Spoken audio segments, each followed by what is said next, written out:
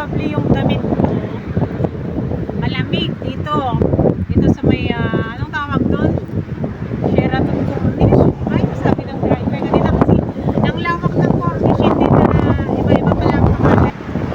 Natumba ang pool ko. Ang lakas kasi ng hangin niya ngayon guys, dito sa may Cornish, yung may tapat ng Alpina. So ngayon, tuwing lumalabas ako since nag-winter, doble-doble yung mga panloob ko. At pawis na pawis ako pag ganun. Sa hapon lang kasi parang akong nalalamigan.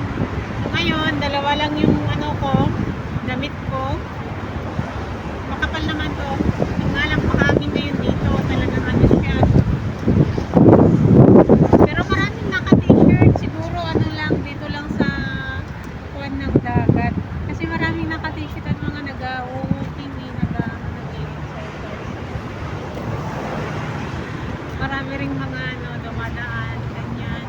At marami ring tumitingin sa akin. Ginagawa.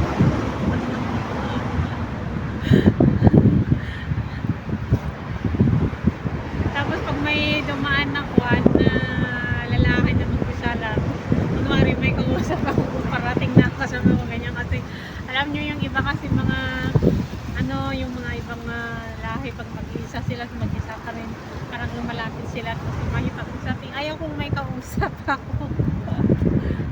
Nainis ako pag hindi ako nakikipag-usap at sa kanya, tapos tumatawag siya sa akin o nakikipag-usap siya sa akin na hindi ko naman siya kilala. Pero yun, narating ko noon yun sa paglalakad ko, lagpas na pala ako ng center.